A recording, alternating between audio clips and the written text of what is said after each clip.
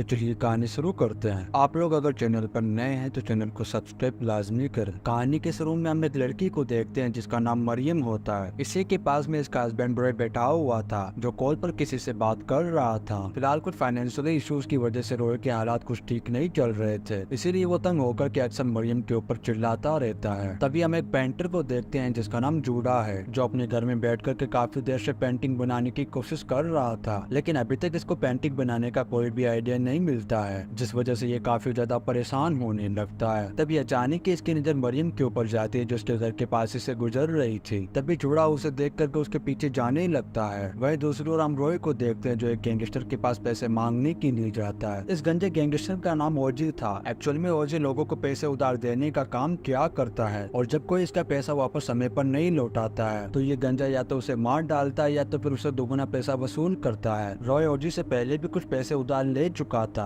और ये फिर से इससे पैसे मांगने के लिए आया था, और इस गंजे से कहता है कि अभी मेरा इस बार का प्रोजेक्ट सक्सेसफुल हो गया तो मैं काफी ज्यादा पैसे कमा लूंगा और तुम्हारा पूरा पैसा वापस लौटा दूंगा। ये बात सुनते ही गंजा इसकी बातों में आ जाता है और अपने बॉस के रखे हुए पैसे भी रॉय को दे देता है। इधर हम मरियम को देखते हैं जो अपने घर पहुंच जाती है और साथ ही इसके पीछे पीछे जूडा भी दौड़ करके इसके पीछे आ जाता है और यहीं पर मरियम को देख करके अपनी पेंटिंग बनाना शुरू कर देता है, क्योंकि मरियम दिखने में बहुत ही ज्यादा खूबसूरत है। लेकिन तभी मरियम जूडा को घूरकर देखते हुए देख लेती है और इसके पास आकर के इससे कहने लगती कि तुम मेरे बिना परमिशन के मेरी पेंटिंग क्यों बना रहे हो। तभी जूडा मरियम से माफी मांगते हुए कहता है कि मैं एक पेंटर हूँ और जब मैंने तुम्हें देखा तो मैं तुम्हारी खूबसूरती से अट्रैक्ट हो गया, इसीलिए मैंने तुम्हें देख करके तुम्हारी पेंटिंग बनाना शुरू कर दी। इतना सुनते ही मरियम इसे कुछ भी नहीं कहती और इसे अपनी और अपनी डैड के साथ की एक पेंटिंग बनाने के लिए कहती है। तभी जूडा वो पेंटिंग बनाने के लिए तैयार हो जाता है और इससे पूछने लगता है कि तुम्हें वो पेंटिंग कब बनवानी है। तभी मरियम कहती है कि इसके लिए मुझे पहले अपने हस्बैंड से परमिशन लेनी होगी। इतना सुनते जूडा थोड़ा निराश हो जाता है क्योंकि ये मरियम को अब तक सिंगल समझ रहा था। जब शाम को रॉय घर पर आता है तभी मरियम इससे पेंटिंग के बारे में पूछने लगती है। तभी रॉय कहता है कि मैं पहले से अपने ऑफिस के कामों से काफी ज्यादा परेशान हूँ और अब इन फालतू के खर्चों के लिए मैं पैसे तुम्हें नहीं दे सकता। तभी मरियम कहती है कि वो पेंटर फ्री में पेंटिंग बनाता है। तभी रॉय इसे पेंटिंग बनवाने के लिए परमिशन दे देता है। अगले दिन मरियम पेंटिंग बनवाने के लिए जूडा के घर आ जाती है। तभी मरियम यहाँ पर जूडा को अपने फादर की आधी कटी हुई फोटो देती है और इसे बताने लगती कि मेरे फादर एक्चुअल में बहुत ही अच्छे इंसान थे और साथ ही उन्होंने मुझे सेल्फ डिफेंस करना भी सिखाया था। अब इसी तरीके से मरियम जूडा के घर पर कई दिनों तक आती जाती रहती है ताकि एक अच्छी पेंटिंग बनवा सके। जब एक दिन रॉय अपने घर पर फोन करता है तभी वो फोन कॉल मरियम अटेंड नहीं करती बल्कि उसकी मैड अटेंड करती है और ये रॉय को बताती है कि मरियम पेंटर के घर पर गई हुई है। इतना सुनते रॉय को मरियम के ऊपर शक होने लगता है कि कहीं वो इसको धोखा तो नहीं दे रही है। अब शाम के वक्त जब रॉय अपने घर के लिए निकलने लगता है तभी यहाँ पर ओजी के कुछ आदमी आ जाते हैं और इसे गाड़ी में डालकर के सीधा ओजी के पास ले आते हैं। तभी ओजी इससे पैसे मांगने लगता है लेकिन ओजी यहाँ पर कुछ भी नहीं बोलता। तभी ये सब लोग ओजी को बहुत ही बुरी तरीके से पीटने लगते हैं। तभी रॉय अपने बिजनेस पार्टनर को कॉल करता है और अपने प्रोजेक्ट के बारे में पूछता है। तभी इसे पता चलता है कि इनका प्रोजेक्ट फेल हो गया है और साथ ही साथ पुलिस ने भी इनकी कंपनी के ऊपर छापा मार दिया है। इतना सुनते रॉय बहुत ही ज्यादा घबरा जाता है। तभी ओजी इसके फेस के रिएक्शन को देख करके समझ जाता है कि इसके पैसे डूब गए हैं। इतना देखती ओजी काफी ज्यादा गुस्से में आ जाता है और इसकी एक उंगली काटने लगता है। लेकिन तभी रॉय कहता है कि मैं अपना घर बेच करके तुम्हारे सारे पैसे लौटा दूंगा। इतना सुनती ओजी यहीं पर रुक जाता है और उसे पैसे चुकाने का एक और मौका दे देता है। लेकिन रॉय उस घर को आसानी से नहीं बेच सकता था क्योंकि वो घर मरियम के नाम पर है जो कि मरियम के फादर ने मरियम को गिफ्ट में दिया था। इसीलिए अब रॉय को घर बेचने के लिए मरियम को किसी तरीके से राजी करना होगा। वहीं दूसरी तरफ मरियम अपने घर में जूडा की बनाई हुई पेंटिंग को लगा देती है। तभी हम यहाँ पर एक नकाब पहने हुए एक आदमी को देखते हैं। जब मरियम दीवार पर पेंटिंग लगा कर किचन की तरफ वापस जाने लगती है तभी ये डाइनिंग टेबल पर अपने बिल्ली का कटा हुआ सर देखती है, जिसे देखकर के ये बहुत ही ज्यादा घबरा जाती है और जोर जोर से चीखने चिल्लाने लगती है, जिसकी आवाज सुनकर के जूडा दौड़ते हुए इसके घर में आ जाता है और इसे शांत करने की कोशिश करने लगता है। लेकिन तभी मरियम इसे यहाँ से वापस चले जाने के लिए कहती है क्योंकि कुछ ही देर में अब रॉय घर आने ही वाला था और मरियम कहती कि अगर उसने हम दोनों को यहाँ पर साथ में देख लिया तो बहुत ही बड़ी मुसीबत खड़ी हो जाएगी। इसलिए जूडा इसकी बात सुनकर के यहाँ से वापस चला जाता है। जैसे रॉय घर में आता है तो वो भी बिल्ली का कटा हुआ सर देख करके बहुत ही ज्यादा घबरा जाता है और सीधा मरियम के पास आकर के अपना घर बेच देने के लिए कहता है। लेकिन तभी मरियम घर बेचने के लिए मना कर देती है और कहती है कि ये घर मेरे पिता की एक निशानी है। इतना सुनते रॉय काफी ज्यादा परेशान होने लगता है। एक्चुअल में बिल्ली का सर काटने का प्लान रॉय का था ताकि डर की वजह से मरियम घर आसानी से बेचने के लिए तैयार हो जाए, लेकिन इसका प्लान यहाँ पर काम नहीं करता है। इसलिए रॉय मरियम के ऊपर काफी ज्यादा चिकनी चिल्लाने मारने लगता है और कहने लगता है कि तुम तो बस उस पेंटर के पीछे पागल हो गए हो और तुम्हें तो मेरी कोई फिक्र ही नहीं है। इतना कह करके ये अपनी गाड़ी में बैठ करके यहाँ से निकल जाता है। फिर रॉय ओजी को कॉल लगाता है और मरियम को मारने का प्लान बनाने लगता है। रॉय कहता है कि अगर मरियम मर गई तो अगर अपने आप ही मेरे नाम पर हो जाएगा। रॉय वैसे भी मरियम के ऊपर काफी ज्यादा गुस्सा होता ही है और साथ ही रॉय को ये भी लग रहा होता है कि मरियम और उस पेंटर के बीच में अफेयर चल रहा है, इसलिए रॉय अपनी वाइफ को मारने की सुपारिश गैंगस्टर को दे देता है। और अब ये सभी लोग मिलकर के एक ऐसा प्लान बनाते हैं ताकि मरियम की मौत का ब्लेम सारा उस पेंटर पर डाला जा सके। इसके बाद ओजे के आदमी जोड़ा और मरियम को किडनैप कर लेते हैं। वह रात में जब रॉय अकेला बैठा हुआ था तभी इसको मरियम के साथ बिताए हुए पल याद आने लगते हैं। तभी इसको अपनी गलती का एहसास होने लगता है और जो ओजे को कॉल करके मरियम को छोड़ने के लिए कहता है, लेकिन ओजे पहले ही मरियम को अपने आदमी के हवाले कर चुका था और वो सभी लोग मिलकर के मरियम का रेप करने लगते हैं। लेकिन मरियम सेल्फ डिफेंस करना जानती थी। तब ये इन सभी गुंडों को बहुत ही बुरी तरीके से मारने लगती है और अपना बचाव करके ऐसे निकल जाती है। वहीं दूसरी तरफ जूड़ा भी जैसे तैसे करके अपने आप को छुड़ा करके ऐसे भागने की कोशिश करता है, लेकिन तभी ओजे के आदमी इसके पेट में चाकू डाल देते हैं और उसे घायल कर देते हैं। वह दूसरी तरफ मरियम भाग करके एक ब्रिज पर पहुंच जाती है और तभी यहाँ पर आ रही गाड़ी को रोक करके उस आदमी से मदद मांगने लगती है, लेकिन उस गाड़ी में और कोई नहीं बल्कि वही गंजा ओजे बैठा हुआ था। तभी यहाँ पर ओजे के वो आदमी भी आ जाते हैं और ये सभी लोग मिलकर के मरियम का फिर से रेप करने लगते हैं और ये यहीं पर इसको मार करके पानी में नीचे फेंक देते हैं। लेकिन जूड़ा यहाँ पर मरियम को मरते हुए देख लेता है और यहाँ से किसी तरीके से निकल करके इस बारे में पुलिस को बता देता है। लेकिन पुलिस थाने आकर के जूड़ा धीरे धीरे इस केस में फंस जाता है। इसी तरीके से कुछ दिन बीत जाते हैं। जब रॉय सोकर के नींद से उठता है तब इसको अपनी बिल्ली दिखाई देती है जो इसी की तरफ जा रही थी और उस बिल्ली के शरीर से खून निकल रहा था। ये देख करके रॉय काफी ज्यादा डर जाता है। तभी ये अचानक ही देखता है कि डाइनिंग टेबल पर मरियम का कटा हुआ सर रखा हुआ है। तभी अचानक ही रॉय की आंख खुल जाती है और हमें पता चलता है कि रॉय ये सब कुछ सपने में देख रहा था। लेकिन तभी इसे फिर से मरियम दिखाई देती जो इसके ऊपर हमला कर रही थी, लेकिन ये भी एक्चुअल में उसका एक सपना था। अब मरियम इसे सपनों में आकर के बहुत ही ज्यादा डराने लगती है। इन्हीं से भी चीजों के चलते हुए टाउन में अफवाह फैल जाती है कि कई लोगों ने ब्रिज पर मरियम की आत्मा को देखा है। वहीं दूसरी ओर रॉय भी मरियम के डेथ सर्टिफिकेट के इंतजार में था ताकि वो सर्टिफिकेट के मिलने के बाद वो अपना घर बैठ करके ओजी के पैसे चुका सके। तभी हम मरियम की आत्मा को देखते हैं जो ओजी की एक आदमी से लिफ्ट मांगती है, उसे ब्रिज तक ले आती है जो इस वक्त ये काफी ज्यादा नशे में था। तभी मरियम यहीं पर इसे मौका देखती जान से खत्म कर देती है। वह दूसरी ओर जोड़ा को भी मरियम के बारे में बहुत ही ज्यादा डरावने सपने आने लग गए थे। अगले दिन हम देखते हैं कि ब्रिज के पास में काफी सारे लोगों की भीड़ इकट्ठा हुई थी क्योंकि यहाँ पर उन दो लोगों की डेड बॉडी लटकी हुई थी जिनको कल रात मरियम ने मारा था। जब ओजी के आदमी को उस खबर के बारे में पता चलता है तो वो सभी लोग भी बहुत ही ज्यादा डर जाते हैं क्योंकि इन सभी को लगने लगता है कि मरियम की आत्मा इन सभी को भी मार डालेगी। लेकिन ओजी इनसे कहने लगता है कि भूत प्रेत जैसी चीजें इस दुनिया में नहीं होती है। वही दूसरी ओर हम जोड़ा को एक शॉप पर बैठा हुआ देखते हैं जहाँ पर कुछ लोग बातें कर रहे होते कि मरियम मरने के बाद में भूत बन गई है और वो एक एक करके लोगों को मार करके अपनी मौत का बदला ले रही है। लेकिन तभी जोड़ा इन लोगों से कहने लगता है कि मरियम बहुत ही ज्यादा अच्छी लड़की थी, वो कभी भी ऐसा नहीं कर सकती है। अब इसी रात मरियम ओजी के दो लोगों को जान से खत्म कर देती है। जब ओजी अपने घर में आता है तभी अपने लोगों को मारा वो देख करके बहुत ही ज्यादा डर जाता है। इतना देखती ओजी का आखिरी साथी भी कार लेकर के ओजी को यहीं पर छोड़ करके यहाँ से भाग जाता है, लेकिन बीच रास्ते में मरियम इसे भी यहीं पर मार डालती है। वही दूसरी ओर ओजी अपनी जान बचाने के लिए भागते हुए जोड़ा के घर चला जाता है क्योंकि इस गंजे को लग रहा था कि शायद ही इसके पास आकर के अपनी जान बचा लेगा। तभी जुड़ा ओजी का गला दबाने लगता है और उसे कहता है कि तुम्हें अगर अपनी जान बचानी है तो तुम्हें सब कुछ सच सच बताना होगा। तभी ओजी बताता है कि हम लोगों को मरियम को मारने की रॉय ने सुपारी दी थी, इसीलिए हम लोगों ने अपने पैसे लेने के लिए उसे जान से खत्म कर दिया। तभी जुड़ा ओजी को अपने घर के अंदर ही बंद कर देता है और सीधा रॉय के पास चला आता है और काफी ज्यादा गुस्से में रॉय से कहने लगता है कि तुम अपना जुर्म कबूल कर लो। लेकिन रॉय ऐसा नहीं करना चाहता था, इसलिए वो अपने घर का सारा सामान तोड़फोड़ करने लगता है और अपनी जान बचाने का झूठा नाटक करते हुए जोर जोर से चीखने चिल्लाने लगता है। तभी रॉय की आवाज सुनकर के आसपास के पड़ोसी यहाँ पर आ जाते हैं और ये जोड़ा को पकड़ करके बाहर ले आते हैं क्योंकि इन सभी लोगों को लग रहा था कि ये रॉय को मारने के लिए आया है। तभी जोड़ा इन सभी लोगों से कहने लगता है कि असली गुनहगार रॉय और ओजी हैं। तभी इन सभी को यकीन दिलाने के लिए अपने घर ले जाता है, लेकिन जैसे ही अपने घर जाता है तो देखता है कि घर का दरवाजा पहले से ही खुला हुआ है और ओजी को भी किसी ने मार करके लटका दिया है। इतना देखते इन सभी को यकीन हो जाता है कि इन सबका गुनहगार जोड़ा ही है। तभी जोड़ा इन सभी को समझाने लगता है कि अगर मैंने ओजी को मारा होता तो मैं तुम सभी लोगों को अपने घर क्यों ले आता, लेकिन ये सभी लोग इसकी बात पर बिल्कुल भी यकीन नहीं करते हैं। फिर जोड़ा किसी तरीके से इन लोगों से बच करके यहाँ से भाग करके निकल जाता है। अब अगले दिन हम देखते रॉय की सिक्योरिटी करने के लिए पुलिस इसके घर आ जाती है ताकि ये लोग जोड़ा के हमले से इसको बचा सके। फिर कुछ देर बाद जब जैसे रॉय अपने रूम के अंदर जाता है तभी इसको रूम के अंदर मरियम की आत्मा दिखाई देती है, जिसे देखकर के काफी ज्यादा डर जाता है और भागते हुए नीचे आ जाता है और उस आत्मा के बारे में पुलिस वालों को बताने लगता है। फिर ये सभी पुलिस वाले ऊपर रूम चेक करने के लिए जाते हैं, लेकिन तभी यहीं पर ओजी के बॉस के आदमी यहाँ पर आ जाते हैं, जो रॉय को गन पॉइंट पर लेकर के अपने बॉस के पास ले आते हैं। तभी ओजी का बॉस कहता है कि जो पैसे तुम्हें ओजी ने दिए थे वो एक्चुअल में मेरे पैसे थे, इसलिए अब तुम्हें वो पैसे किसी भी हालत में वापस लौटाने होंगे, नहीं तो मैं तुम्हें और तुम्हारे पूरे परिवार को जान से खत्म कर दूंगा। फिर कुछ देर बाद रॉय तांत्रिक को लेकर के उस ब्रिज के पास जाता है ताकि ये मरियम की आत्मा को कंट्रोल में कर सके। जैसे ही यहाँ पर तांत्रिक मंत्र पढ़ना शुरू करता है तभी यहाँ पर मरियम की आत्मा आ जाती है, लेकिन उस तांत्रिक के मंत्र का मरियम के ऊपर कोई भी असर नहीं होता है। उल्टा वो तांत्रिक भी मरियम से डर करके यहाँ से भाग जाता है। तभी मरियम रॉय के साथ में आए हुए आदमियों को बहुत ही बुरे तरीके से मारने लगती है। यह देखते रॉय काफी ज्यादा डर जाता है। अब मरियम रॉय को भी मारने के लिए रॉय की तरफ आगे बढ़ने लगती है, लेकिन रॉय मरियम से माफी मांगने लगता है। तभी यहाँ पर जूड़ा भी पहुंच जाता है और मरियम को रोकते हुए कहता है कि मैं सब कुछ जानता हूँ कि तुम कोई आत्मा नहीं हो, बल्कि तुम एक जिंदा इंसान हो। जूड़ा कहता है कि मैं ये भी जानता हूँ कि तुमने छुप करके इन सभी को मारने का प्लान बनाया था, क्योंकि तुम्हारे डैड ने तुम्हें सेल्फ डिफेंस करना सिखाया था, इसीलिए तुमने इन सभी लोगों को बहुत ही आसानी से मार डाला। जोड़ा कहता है कि मैं ये भी जानता हूँ कि तुमने भूत बन करके इन सभी को मारने का प्लान बनाया ताकि सब लोगों को ये लगे कि तुम्हारी आत्मा इन सभी लोगों से बदला ले रही है। इतना सब कुछ सुनने के बाद रॉय मरियम से सब कुछ सच बताने लगता है और कहता है कि मैं अब तुमसे बहुत ही ज्यादा प्यार करता हूँ, इसलिए मरियम यहाँ पर इसको नहीं मारती और अपना चाकू यहीं पर फेंक देती है। तभी जोड़ा के पीछे ओजी का एक आदमी आता है और पत्थर से इसके ऊपर वार कर देता है। वो आदमी जोड़ा को जान से मारता है, इससे पहले मरियम चाकू फेंक करके उस आदमी को जान से खत्म कर देती है और फिर जोड़ा को संभालने के लिए दौड़ते हुए उसके पास जाती है, लेकिन तभी पीछे से रॉय चाकू उठा लेता है और मरियम के पास जाकर के उसे चाकू मार देता है और कहता है कि मुझे अपने परिवार को बचाने के लिए तुम्हें मारना ही पड़ेगा। तभी जोड़ा पास ही में पड़े हुए पत्थर को उठा करके रॉय के सर पर मार देता है, लेकिन कुछ ही देर में मरियम यहाँ पर अपना दम तोड़ देती है। फिर जोड़ा मरियम की डेड बॉडी को लेकर के नदी के अंदर बहा देता है। फिर ये खुद पुलिस के पास जाकर के खुद को अरेस्ट करवा देता है। तभी इसको 5 सालों की जेल हो जाती है। वह दूसरी ओर ओजी का बॉस मरियम के घर पर कब्जा कर लेता है और साथ ही हमें पता चलता है कि मरियम मरने के बाद अब हकीकत में भूत बन गई है, जो अब उस गैंगस्टर को और उसके सभी साथियों को जान से खत्म कर देती है। और अब आखिर में हम देखते हैं जो वो गैंगस्टर भी मरने के बाद एक भूत बन जाता है, जो उस ब्रिज से गुजरने वाले लोगों को डराने लगता है। इसी के साथ एक कहानी ब्लड लस्ट ब्यूटी यहीं पर खत्म हो जाती है। वीडियो कैसा लगा आप लोग कमेंट करके लाजमी बताएं। अगर आप लोग चैनल पर नए हैं तो चैनल को सब्सक्राइब लाजमी करें। आप लोग वीडियो को like in comment share and subscribe लाजमी करें। मिलते हैं नेक्स्ट वीडियो में।